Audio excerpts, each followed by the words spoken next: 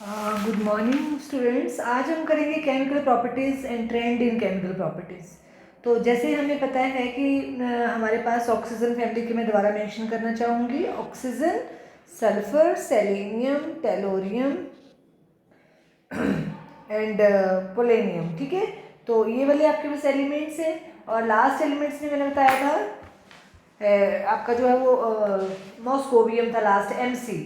क्या नाम था उसका? Moscovium, MC. तो एमसी जो है वो हाँ जी,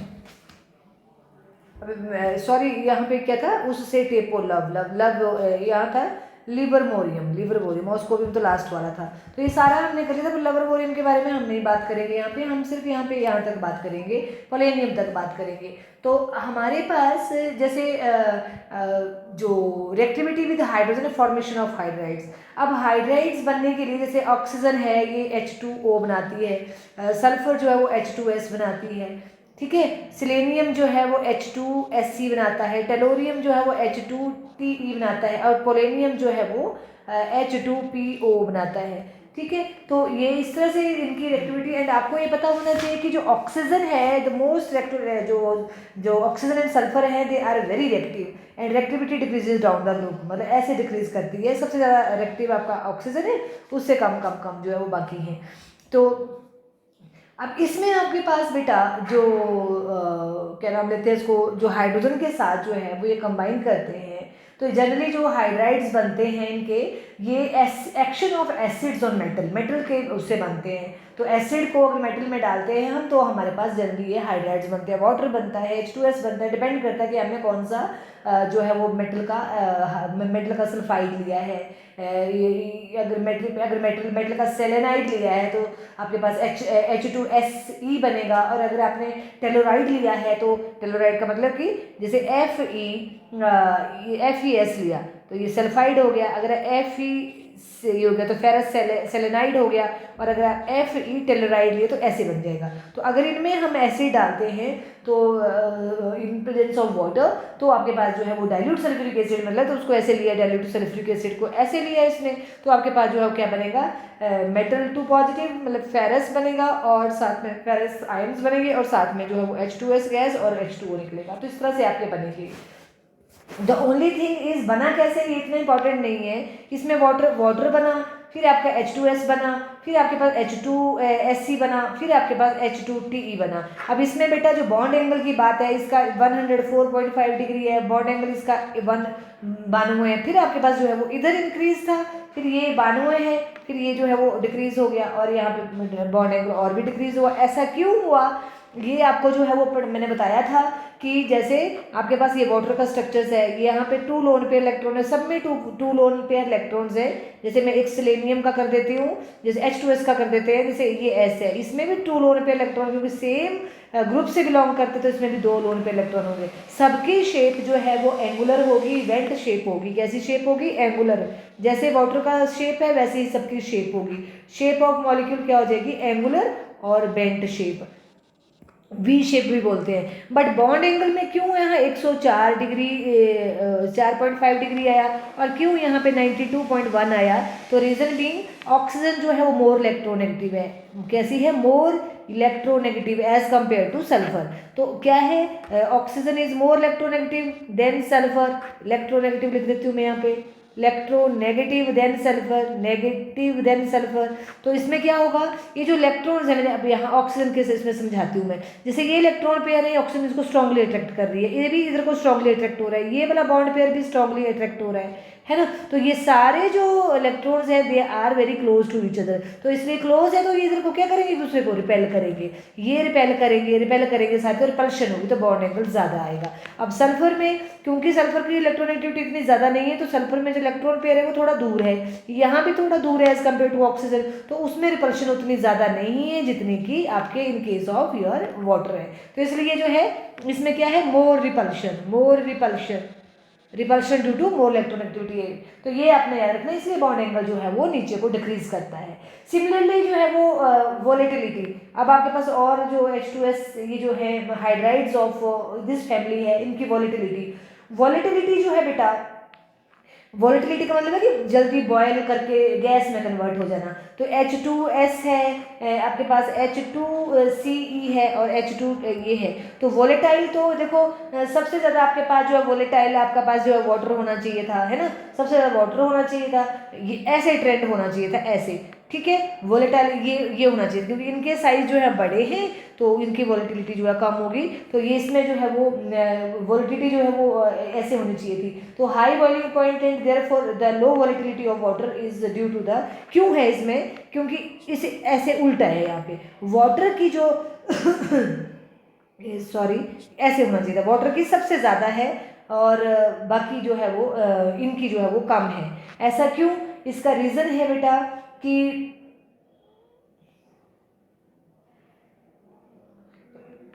यहाँ ये वाली बात करेंगे हम, ये वाली बेटा वॉलेटिलिटी,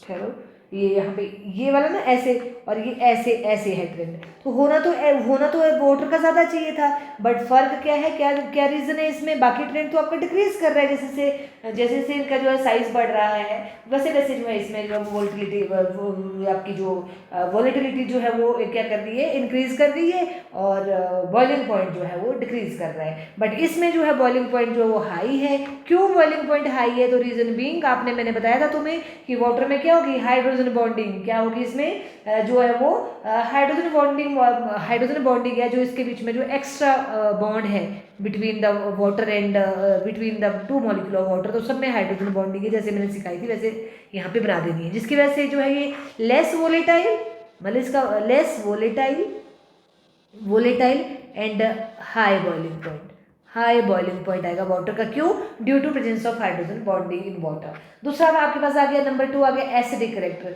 एसिडिक करेक्टर में बेटा अब मैं इसमें बताऊंगी, अगले वाले में नहीं बताऊंगी क्योंकि पिछले वाले में भी बताया था, मैंने फिर मैं सोच रही हूँ कि बता देती हूँ। एसिडिक करेक्टर जो है वो hydrides of this groups are जो है वीकली एसिडिक हैं, बट एसिडिक करेक्टर जो है वो नीचे को इंक्रीज कर रहा है। तो acidic character of any hydride जो डिपेंड पर किसके ऊपर डिपेंड करता है, सेंट्रल एटम एंड हाइड्रोजन के साथ जो बॉन्ड लेंथ है।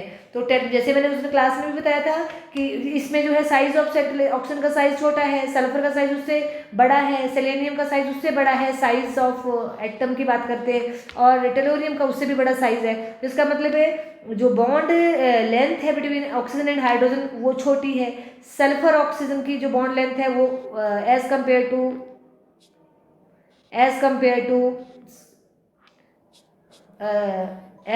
टू जो वाटर जो है वो ज़्यादा है। फिर सेलेनियम की और हाइड्रोजन इसकी इससे भी बड़ी है, और टेलोरियम की उससे भी बड़ी है, ज़्यादा बड़ी है ना। टेलोरियम को मैं यहाँ जैसे बना देती हूँ, टेलोरियम की जो बॉन्ड लेंथ है वो इतनी बड़ी है। तो ये H पॉजिटिव देना ईजियर है, H पॉजिटिव आयन देना ईजियर है as compared to this and this. That is why जो आपके पास एसिडिक करेक्टर है वो H2TE जो है मोर एसिडिक है than that of H2SC, than that of your H2S and then that of. मैं आपको सिंपल क्लू दे रही हूँ बेटा कि जब भी किसी भी हाइड्राइड का एसिडिक करेक्टर देखना है तो ये देखना है कि उसमें बॉन्ड लेंथ क्या है, सेंट्रल एटम की और जो हाइड्रोजन के साथ क्या बॉन्ड लेंथ है। जितनी ज़्यादा बॉन्ड लेंथ होगी बॉन्ड डिसोसिएशन एनर्जी उतनी ही कम होगी, ठीक है ना। तो नेचुरली बॉन्ड क्लीवेज जो है वो ईजिली होगी, तो वो ईजिली H पॉजिटिव आयन दे सकता है, तो इसलिए उसकी जो है एसिडिक स्ट्रेंथ जो है वो इंक्रीज कर जाती है, ठीक है। आगे है थर्मल स्टेबिलिटी जो है वो बेटा किसके ऊपर डिपेंड करती है, सिर्फ वही कि आपके पास वाटर इनके बीच में क्या बॉन्डिंग है आपस में, है ना। तो थर्मल स्टेबिलिटी जो है वो वाटर की सबसे ज़्यादा थर्मल स्टेबिलिटी है, तो क्योंकि साइज इंक्रीज कर रहा है तो स्टेबल कोवेलेंट बॉन्ड है हाइड्रोजन जो है मतलब विद हाइड्रोजन, और जो MH बॉन्ड है become weak therefore thermal stability. इसमें थर्मल स्टेबिलिटी भी इसी चीज़ के ऊपर जो है डिपेंड करती है, central atom and hydrogen bond. तो ऑक्सीजन का थर्मल स्टेबिलिटी जो है वो और भी कम है क्योंकि इसमें जो है वो आपके पास हाइड्रोजन बॉन्डिंग भी है, उसके बाद आपके पास OH बॉन्ड को तोड़ना है। बट यहाँ पे भी थर्मल स्टेबिलिटी भी किसी भी हाइड्राइड की डिपेंड करती है उसकी bond length of hydrogen with central atom, ठीक है। तो अदर हाइड्राइड्स ये होगी इसकी। अगला है इसके पास रिड्यूसिंग करेक्टर भी इसी के ऊपर डिपेंड करता है, किसके ऊपर, इसी के ऊपर बॉन्ड लेंथ। तो कौन होगा सबसे ज़्यादा रिड्यूसिंग एजेंट, आपका टेलोरियम हाइड्राइड। तो ये आपके पास आ गया ये सबसे कम रिड्यूसिंग एजेंट। H2S उससे ज़्यादा। How easily it give the H positive ions, तो उसको हम जो है रिड्यूसिंग करेक्टर बोलते हैं। इस तरह से भी करते हैं ना रिड्यूसिंग नेचर, तो ये भी हो जाएगा, ठीक है। उसके बाद अदर हाइड्राइड जो है वो, जो सल्फर है वो ये वाला हाइड्राइड भी बनाता है, not that very common, H2S2, फिर H2S3, H2S4 and H2S5, 3 and 5 बनाएगा बेटा। तो ये बनाएगा H ऐसे ऐसे ऐसे, और ये कोई नहीं पूछता है, आपको इसके ऊपर ज़्यादा जो है वो वर्क नहीं करना है, पर जो पीछे किया उसके ऊपर जो है वर्क करना है। उसके बाद है बेटा ऑक्सीजन फॉर्मेशन ऑफ ऑक्साइड्स। अब पहला एलिमेंट तो आपका ऑक्सीजन ही है, तो ऑक्सीजन ही है, बट बाकी एलिमेंट जो है वो किस तरह से बनाते हैं, तो इसमें हमने सल्फर को देख लेना है, सेलेनियम को देखना है, टेलोरियम को देखना है एंड पोलेनियम को देखना है। तो मोनोऑक्साइड भी बनाता है ये, जैसे हमने उस दिन बात की थी, सल्फर मोनोऑक्साइड भी बनाता है, सल्फर डाइऑक्साइड भी बनाता है, डाइऑक्साइड, तो सल्फर डाइऑक्साइड भी बना देगा, ट्राईऑक्साइड भी बनाता है, ट्राईऑक्साइड SO3, और ये हेप्टाऑक्साइड भी बनाता है H2O7, और इसके सिवाय और अदर ऑक्साइड्स होते हैं H2O, फिर S2O3 और इवन SO4 भी बनाता है, ठीक है। सेलेनियम ओनली 2 ऑक्साइड्स बनाता है, एक बनाता है SeO2 और दूसरा बनाता है SeO3 वाला। टेलोरियम आपके पास जो है वो मोनोऑक्साइड बनाता है, डाइऑक्साइड बनाता है, और आपके पास जो है ट्राईऑक्साइड बनाता है। पोलेनियम जो है वो मोनोऑक्साइड बनाता है और डाइऑक्साइड बनाता है, इसके सिवाय और कुछ नहीं बनाता है, ठीक है। अब आ गई बात बेटा इनकी प्रेपरेशन। तो मोनोऑक्साइड सल्फर की प्रेपरेशन जो है वो सल्फर डाइऑक्साइड को अगर हम सल्फर के साथ मिक्स करते हैं, सल्फर डाइऑक्साइड को अगर हम सल्फर के साथ मिक्स करते हैं 425 से 475 केल्विन, तो आपके पास जो है 2SO ये बनता है।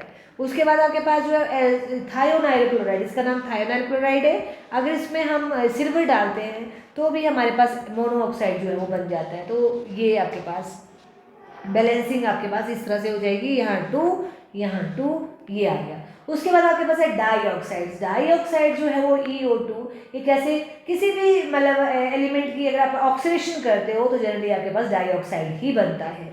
जैसे all elements are E for all elements, और if they combine with oxygen they form EO2।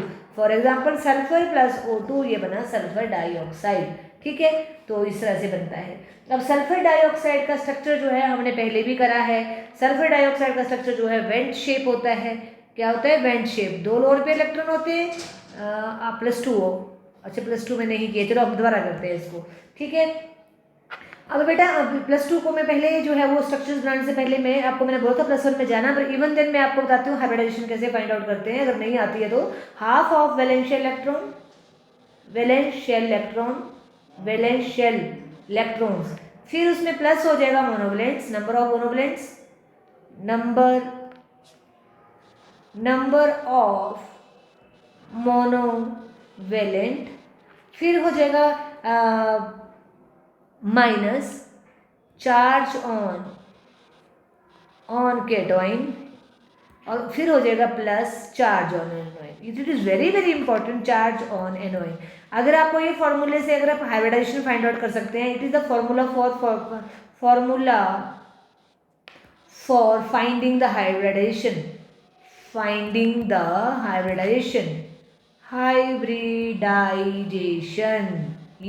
ये फॉर्मूला है। इस फॉर्मूले से देखो हम सल्फर डाइऑक्साइड का स्ट्रक्चर्स आपको बोल रहा है, तो कैसे करना है? इसके वैलेंशियल इलेक्ट्रॉन आपको आने चाहिए हाफ ऑफ ऑक्सीजन फैमिली का है, तो उन्हें तो आप एटॉमिक नंबर लिख लीजिए, तो इसके हैं 6। अब ये मोनोवैलेंट नहीं है। मोनोवैलेंट का मतलब होता है जिनके ऊपर 1 पॉजिटिव या 1 नेगेटिव चार्ज है। आपको पता है ऑक्सीजन के ऊपर 2 नेगेटिव होता है, तो ये मोनोवैलेंट में काउंट नहीं हुआ। तो मोनोवैलेंट भी इसमें 0 हो गए। चार्ज भी मॉलिक्यूल के ऊपर कोई नहीं है, तो भी 0 0 0 सब 0 आ गया। तो ये आ गया हाफ ऑफ 6 मतलब 3। तो 3 में जाना है आपने हाइब्रिडाइजेशन लिखने। S आपको देखा उसने S आई थी, एक S होता है, और P कितने होते हैं? 3, पर यहाँ पे तो 3 ही है टोटल ऑर्बिटल, तो sp2 आ जाएगा। और sp2 हाइब्रिडाइजेशन के लिए मैंने आपको बोला था ट्रायगोनल ज्योमेट्री होती है, ट्राइगोनल क्या ज्योमेट्री होती है? ट्राइगोनल ऑर्गोनल होती है ना। ये तो हमें यहाँ से आइडिया लगा। अब जाना अपने सल्फर के पास। अब सल्फर के पास सल्फर O2 है, ठीक है। अब सल्फर के पास टोटल 6 वैलेंस इलेक्ट्रॉन है। आपको पता है सल्फर ऑक्सीजन के साथ डबल बॉन्ड बनाता है, तो डबल बॉन्ड बनाया तो एक इलेक्ट्रॉन यहाँ यूज हुआ, एक इलेक्ट्रॉन यहाँ हुआ, एक यहाँ हुआ, एक 4 ही हुए, 2 बच गए, तो 2 लोन पेयर बच गए इसमें, है ना। तो 2 लोन पेयर है तो जाएगा, तो स्ट्रक्चर कैसे जाएगा, सल्फर और जाएगा ऐसे ऐसे और जाएगा ट्रायगनली, है ना। बॉन्डिंग कर देते हैं यहाँ पे, ये ट्रायगनली जाएगा, है ना। फिर मैंने उस दिन आपको बताया था कि शेप जो है वो लोन पेयर इलेक्ट्रॉन डिसाइड नहीं करते हैं, कौन करते हैं, बॉन्ड पेयर। तो कैसी शेप आ रही है इसकी, आपकी बेंट शेप। तो इसकी शेप एक्चुअली क्या है, बेंट शेप या एंगुलर शेप, एंगुलर शेप होगी, है ना। तो अब इसमें जो है वो बॉन्ड एंगल, क्योंकि ये ट्रायगनल से आया तो इसका बॉन्ड एंगल जो है वो थोड़ा क्या हो जाएगा, कम हो जाएगा, है ना। कम होगा एज कम्पेयर टू 120 से, 120 होता है ट्रायगनल का, तो 120 से मैं 117 बोलती थी, पर ये है 119.5, तो थोड़ा कम होगा, क्योंकि इसमें आपके पास बॉन्ड एंगल हल्की, क्योंकि lone pair bond pair repulsion है तो उतनी ज़्यादा नहीं होती है, तो इसमें बॉन्ड एंगल ये आएगा, ठीक है। तो इस तरह से आपने सल्फर डाइऑक्साइड का जो है वो स्ट्रक्चर जो है वो आपको आना चाहिए, राइट। उसके बाद है आपके पास जो है वो सिलेनियम डाइऑक्साइड। सिलेनियम का भी सेम शेप होगी बेटा। सिलेनियम जो है गैसियस स्टेट में जो है वो इसी तरह से वेंट शेप बनाता है, वो इसमें भी लोन पे इलेक्ट्रॉन होंगे, है ना। बट जब इसको जो है वो सॉलिड स्टेट में तो ये पॉलीमराइज कर जाता है, तो ये इस तरह से बनाएगा, सॉलिड स्टेट में पॉलीमराइज कर जाता है और ये इस तरह से जिग जैग में जो है वो इसका स्ट्रक्चर्स होगा, ठीक है, इस तरह से। तो ये ऐसे ऐसे ये बनाना है, तो ये आपके ऐसे आगे को आप ऐसे से दिखा सकते हो कि इसके आगे के लिए भी इसकी जो है वो है। और टेलोरियम एंड पोलेनियम जो है वो ये नॉन वोलेटाइल क्रिस्टलाइन आयनिक सॉलिड्स हैं, इनके बारे में ज़्यादा बात करने की जरूरत नहीं है। और दूसरी बात इसमें जो है वो आपको पता है सल्फर के यहाँ पे पाई बॉन्ड पार्टिसिपेट कर रहे हैं, तो इसको हम जो है वो पाई एंड P&D बॉन्ड, कैसे मतलब कि ये आपके पास जो है वो इसको बोलेंगे हम P∅D∅, इसको भी बोला P∅D∅। क्या मतलब होता है इसका, मैं आपको इसको इस चीज़ को समझा देती हूँ। P∅D∅ की जैसे सल्फर है, सल्फर का एटॉमिक नंबर 16 है बेटा, तो ये हो जाएगा 1s2 2s2 2p6 3s2 3p कितना है इसका 16 है ना, तो ये आ गया 4। अब इसमें देखो सल्फर के जो आपके पास इसकी बनानी है हमने ऑर्बिटल्स ग्राउंड स्टेट, तो ये 2 इलेक्ट्रॉन और यहाँ पे आ गया आपके पास 3, तो यहाँ पे आ गया आपके पास 1 2 3 एंड 4। तो ये आपके पास जो है वो क्या आया, ये क्या बोलते हैं उसको, 1 2 2 बॉन्ड बना रहा है आपके, बट सल्फर ने कितने बॉन्ड बनाने हैं आपके, सल्फर ने तो 4 बॉन्ड बनाने हैं, तो यहाँ तो 2 ही बन रहे हैं, तो ये तो इसकी ग्राउंड स्टेट इलेक्ट्रॉनिक कॉन्फ़िगरेशन हुई। एक्साइटेड स्टेट में 1 2 3 और D, ये है 3p और ये आ गया 3d, तो 3d में भी 1 है, तो इसलिए जो है हमारे पास जो आपके पास जो सिग्मा बॉन्ड है, सिग्मा बॉन्ड बने इनसे, है ना, इससे बने सिग्मा बॉन्ड बना, इससे एक देखो यहाँ पे 3 बॉन्ड है ना, तो 3 बॉन्ड में एक आपके पास D है और 3 आपके पास P है, तो इसमें जो है आपके पास सल्फर में यहाँ पे बेटा देखो यहाँ पे P आना है, ओहो P, और यहाँ पे भी P आना है। क्यों आना है यहाँ पे P, वो मैं बताती हूँ। अब देखो इस सल्फर में सिर्फ एक इलेक्ट्रॉन जो है वो D बना रहा है, बाकी सभी P हैं, D है ना, तो इसमें देखो आपके पास यहाँ पे ये सिग्मा बॉन्ड हो गए आपके पास, सपोज इसके P के हो गए सिग्मा बॉन्ड। पाई बॉन्ड की बात कर रहे हैं, P∅, तो पाई बॉन्ड एक आपका P का है, एक आपका D का है, तभी इसको लिखा P∅, मतलब ऑक्सीजन का तो P ही करेगा पार्टिसिपेट, क्योंकि ऑक्सीजन में तो D होती नहीं है, वो अभी आपने चेक कर लेनी, जैसे मैंने अभी किया, इसमें किया वैसे आपने ऑक्सीजन में भी कर लेना है। तो P∅ तो हो गया ऑक्सीजन का, यहाँ पे एक इलेक्ट्रॉन जो है वो सल्फर का D है और दूसरी ऑर्बिटल सल्फर की जो है वो P ही है, तो इसलिए इसको P∅D∅ एंड P∅ बोला। तो ये इस तरह से ये भी क्लियर हो गया बेटा आपका। उसके बाद है प्रॉपर्टीज। डाइऑक्साइड जो है अगर इसको हम वाटर में डालते हैं बेटा, सल्फर डाइऑक्साइड को अगर पानी में डालते हैं तो ये जो है बन जाता है सल्फर ट्राइऑक्साइड, मतलब सल्फर ये आपके सल्फ्यूरस एसिड बन जाता है। और सल्फर डाइऑक्साइड को इसीलिए सल्फ्यूरस एनहाइड्राइड भी बोलते हैं। क्या बोलते हैं? सल्फ्यूरस। मतलब अगर मैं इसको हीट करती हूँ फर्दर तो हमारे पास फिर से SO2 गैस निकलेगी और वाटर बनेगा, राइट। तो ये इतना ही करेंगे हम इसमें। अगला आपके पास है सल्फर ट्राइऑक्साइड का करते हैं। सल्फर ट्राइऑक्साइड कैसे बनती है? जब सल्फर डाइऑक्साइड में हम ऑक्सीजन डालते हैं, और ये बहुत इंपॉर्टेंट रिएक्शन है आगे के लिए, तो इसको आपने करना है। सल्फर डाइऑक्साइड में अगर हम उसमें से ऑक्सीजन पास करते हैं, but in presence of platinum as a catalyst और वेनेडियम पेंटॉक्साइड, ठीक है।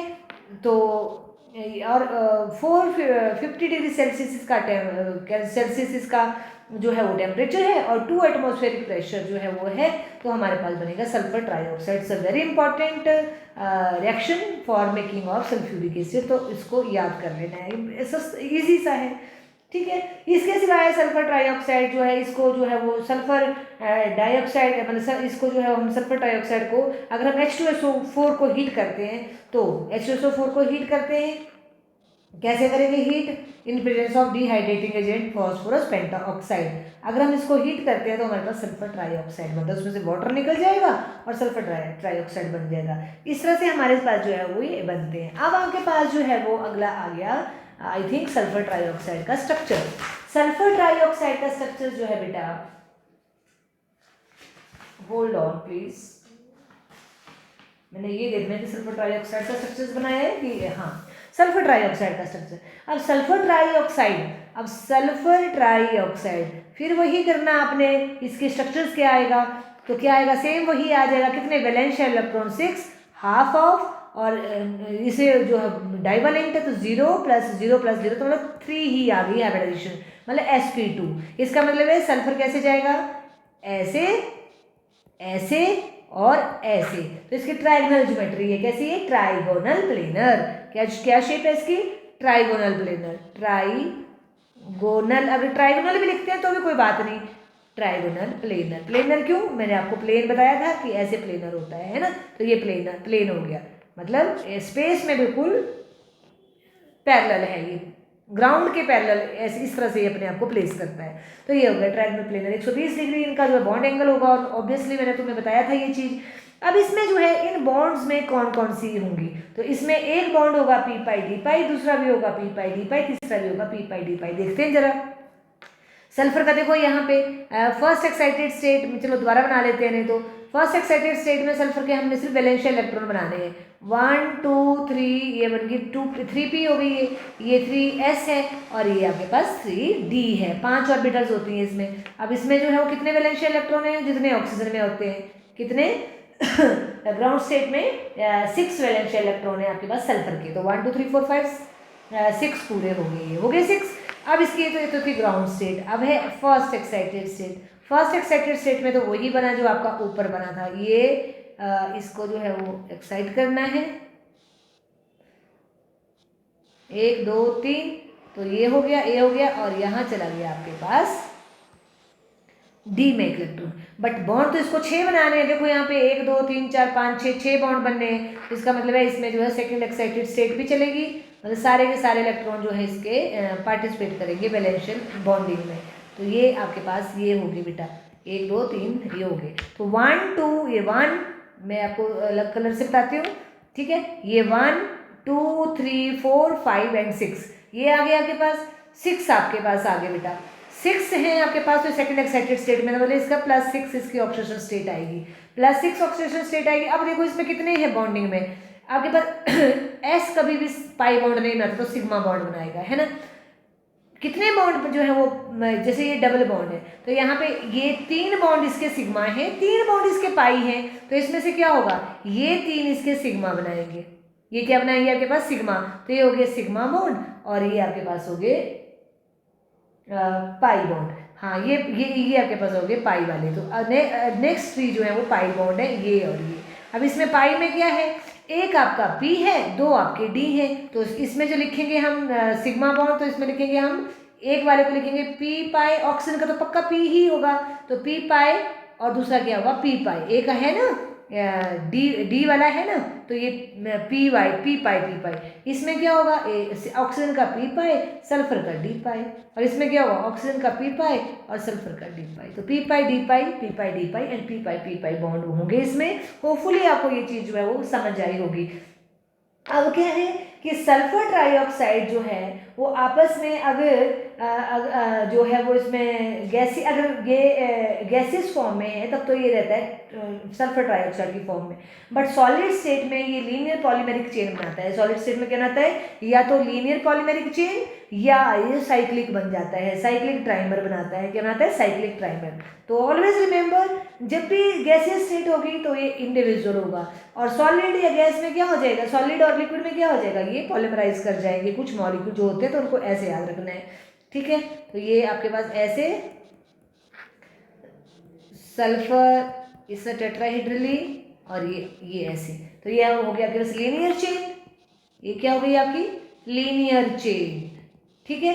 और इसके बाद आपके पास जो है वो टेट्रामर, इसका क्या बनाएगा, ये साइक्लिक बनाएगा। तो साइक्लिक में S double bond O S इस तरह से, और इसकी जो एक ऑक्सीजन एक सल्फर की, ये वाली ऑक्सीजन दूसरे सल्फर की, ऐसे सोचना कि चार है, एक एक की, तो मैं अभी समझाऊंगी आपको। सल्फर, तो यहाँ पे दो ऑक्सीजन डबल बॉन्डेड, और यहाँ पे आपके पास ऑक्सीजन, और यहाँ पे दो ऑक्सीजन डबल बॉन्डेड। तो इस तरह से ट्राइमर बना दिया, साइक्लिक ट्राइमर इसको बोला, साइक्लिक ट्राइमर। ट्राइमर मतलब तीन मॉलिक्यूल ने आपस में साइकिल बना दिया, तो साइक्लिक ट्राइमर है। अब इसमें देखो, ये मैं आपको रेड से करके जो है वो डिस्टिंग्विश करती हूँ। देखो जैसे जैसे सपोज जैसे तीन ऑक्सीजन है, तो ये तीन जो है वो इस सल्फर की हुई, तो ये तीन इस सल्फर की हुई, तो ये तीन इस सल्फर की हुई, पूरी तीन ही है ना, इसलिए जो है कोई कंफ्यूजन नहीं होना चाहिए आपको, है ना। ये तो ये आ गया बेटा साइक्लिक ट्राइमर। सिमिलरली आपके पास सेलेनियम जो है वो इसको हम प्रिपेयर करते हैं बाय ऑक्सीडेशन ऑफ सेलेनियम और सेलेनियम डाइऑक्साइड से, और इसका भी स्ट्रक्चर सेलेनियम ट्राइऑक्साइड का स्ट्रक्चर बिल्कुल डिट्टो होगा जैसा कि हमारा सल्फर ट्राइऑक्साइड का। क्या बनेगा, ये गैसियस फॉर्म में, जो वेपर स्टेट में ये ऐसे रहता है, बट सॉलिड स्टेट में ये टेट्रामर बनाता है, साइक्लिक टेट्रामर, मतलब चार सेलेनियम। तो इसमें भी वैसे ही करना है, ये double bonded oxygen, double bonded oxygen, यहाँ पे ऐसे, यहाँ पे ऐसे, इधर आपने सेलेनियम लेना है, इस वाले कॉर्नर में भी सेलेनियम लेना है, इधर आपने ऑक्सीजन लेनी है, इधर आपने सेलेनियम लेना है, इधर आपने ऑक्सीजन और इधर आपने ऑक्सीजन। तो हो गया। तो इसमें भी दिखाऊंगी आपको। अब ये सेलेनियम डबल बॉन्डेड ऑक्सीजन, ये सेलेनियम डबल बॉन्डेड ऑक्सीजन, ये डबल बॉन्डेड ऑक्सीजन, ये डबल बॉन्डेड, ये डबल बॉन्डेड एंड ये डबल बॉन्डेड, ठीक है। तो cyclic tetramer, cyclic tetramer of selenium का। तो इसमें देखो ये तीन ऑक्सीजन मैं आपको बताती हूँ,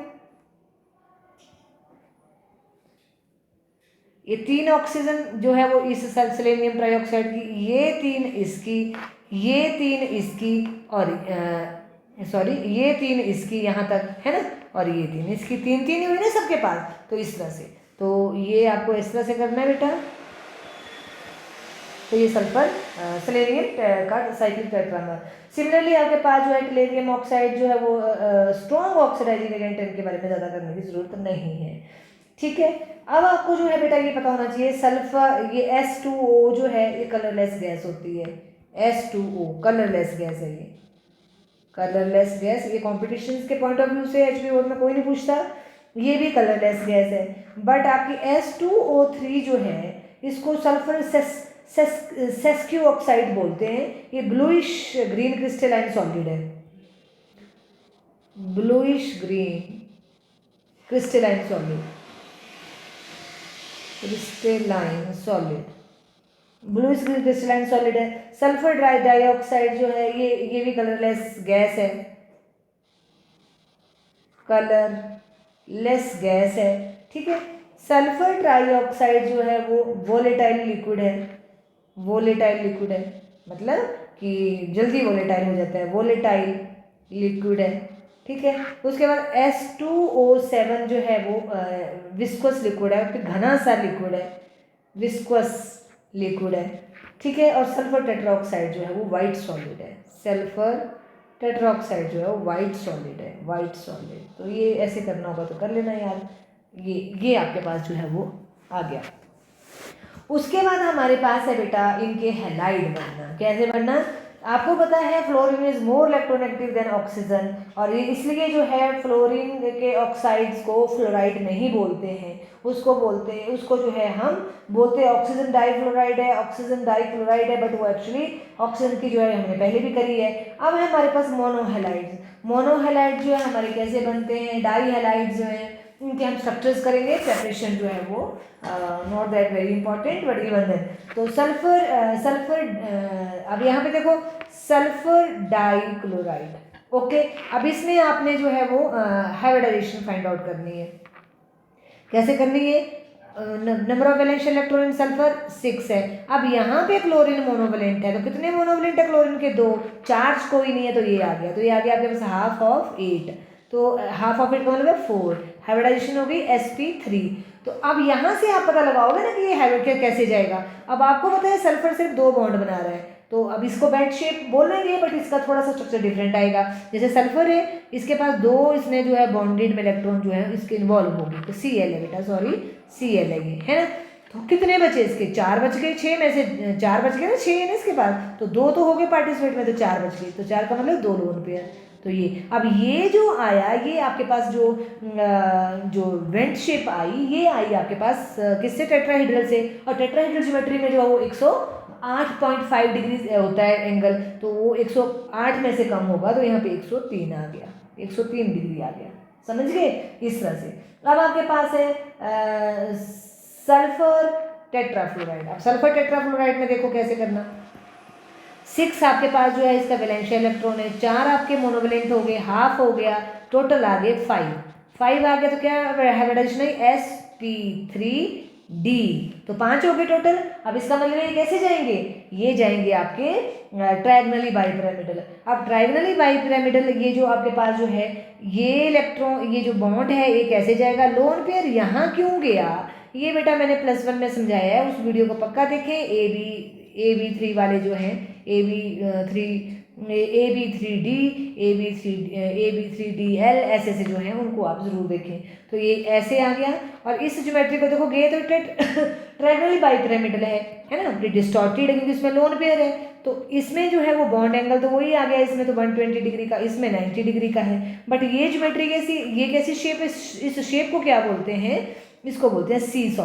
कि ये बंदा यहाँ पे है, तो ये बैठा, एक ऊंचा गया तो यहाँ पहुँच गया, फिर दूसरा ये नीचे गया तो दूसरा यहाँ पहुँचा। तो यही कुछ है ना, एक यहाँ पहुँचा तो यहाँ ऐसे सेंटर में से, तो ये यहाँ पहुँचा, ये यहाँ पहुँचा, और ये का डंडा है ना। तो इस तरह से इसको सी सॉ बोलते हैं। क्या शेप बोलते हैं इसको? सी सॉ। सी सॉ। तो ये क्यों ऐसी आई है, ये मैंने बहुत डिटेल में पढ़ाया है बेटा, इसको आपने करना है। पेंटाहेलाइड। पेंटाहेलाइड जो है इनका स्ट्रक्चर जो है वो ये डायमराइज कर जाते हैं, और ये सल्फर पेंटाहेलाइड, इसका कोई खास शेप मतलब नहीं है। तो HP बोर्ड में इसको it will not be asked in HP board, I am damn sure. And इसको ऐसे अगर करना होगा तो ऐसे कर लें। तो ये आपके पास 1 2 3 4 5, तो यहाँ भी 5 F है ये सारे। तो ये आ गया। उसके बाद है हेक्साहेलाइड। हेक्साहेलाइड में आपको पता है सल्फर जो है वो एक्सट्रीमली स्टेबल है जो इसका है, और इसका स्टेरिक रीजन के कारण भी है, ठीक है। तो बनता कैसे है? सल्फर जो हेक्साहेलाइड है ये इसकी हाइड्रोलिसिस नहीं होती है, मतलब SF6 को अगर हम वाटर में डालते हैं तो ये प्रोडक्ट नहीं बनाता है, बट SF4 को अगर हम वाटर में डालते हैं तो उसका जो है वो HF एंड SO2 गैस निकलती है। तो इट्स क्वाइट स्टेबल, ठीक है। अब इसका स्ट्रक्चर कैसे बनाना है? वही सल्फर के 6 वैलेंशियल इलेक्ट्रॉन, टोटल मोनोवेलेंट 6 लग गए, तो हाफ ऑफ 6, तो कितना आ गया इसमें? ये आ गया 12 का आधा कितना आ गया? 6 आ गया। तो sp3d2 क्या शेप बताई थी? ऑक्टाहेड्रल। तो इसमें कोई प्रॉब्लम नहीं है। सल्फर के 6 वैलेंशियल इलेक्ट्रॉन है, कैसे जाएंगे? ऑक्टाहेड्रली। 1 2 3 4 ये चलेंगे,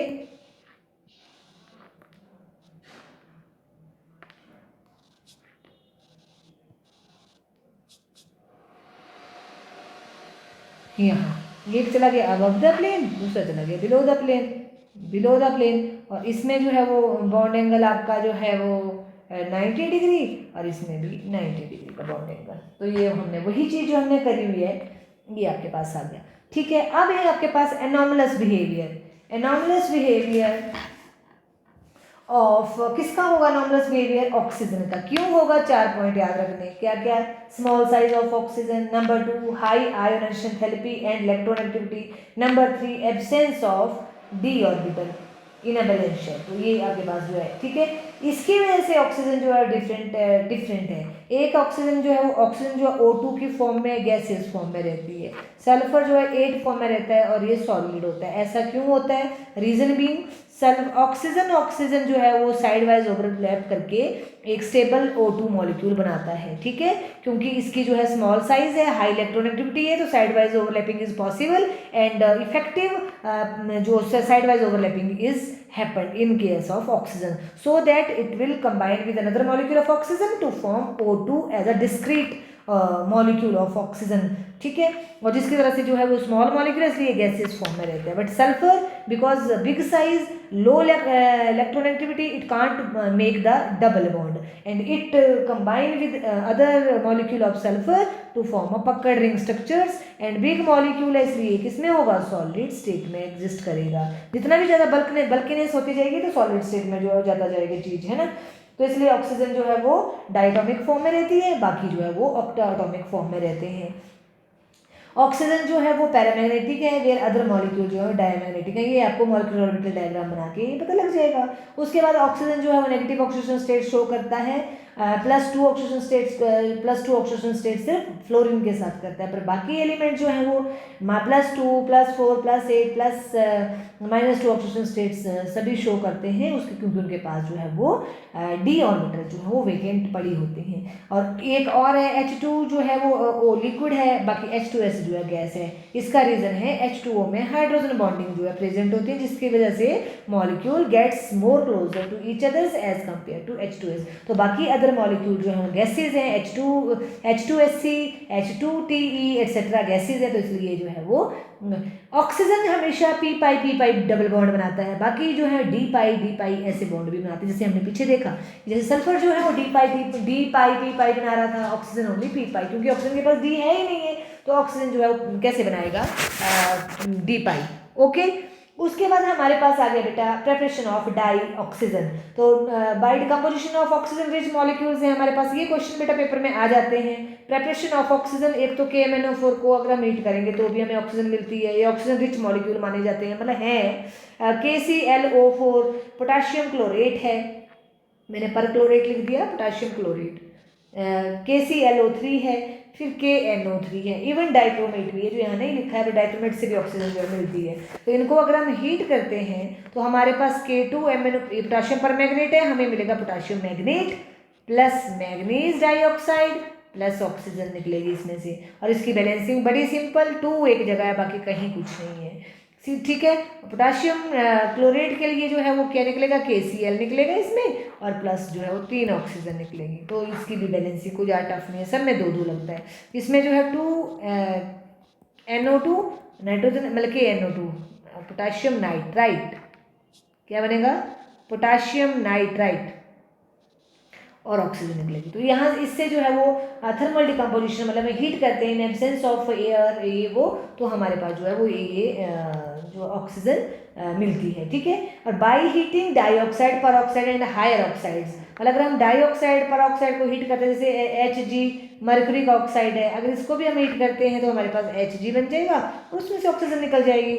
सिमिलरली Ag2O को हीट करते हैं तो इसमें भी Ag प्लस ऑक्सीजन निकल जाएगी। बैलेंसिंग जो है बेटा, मैं बैलेंसिंग के ऊपर ज़्यादा फोकस नहीं करती हूँ, क्योंकि बैलेंसिंग आप खुद भी कर सकते हो। मैग्नीज डाइऑक्साइड है, तो इसको भी अगर हम हीट करते हैं तो ये आपके पास मैग्नीज टेट्राऑक्साइड प्लस O2, ये सब गैस निकल जाएगी। ठीक है, उसके बाद आपके पास PbO2, तो ये बना आपके पास PbO प्लस O2। ठीक है, तो फ्रॉम हाइड्रोजन परऑक्साइड और जो आपके पास परऑक्साइड्स हैं उनमें से भी हम ऑक्सीजन को जो है वो रिमूव कर सकते हैं। तो hydrogen peroxide is also a rich molecule, और इसको जो है वो हम इसकी कैटालिटिक रिडक्शंस करते हैं, तो ये हमारे पास वाटर और ऑक्सीजन बनाते हैं।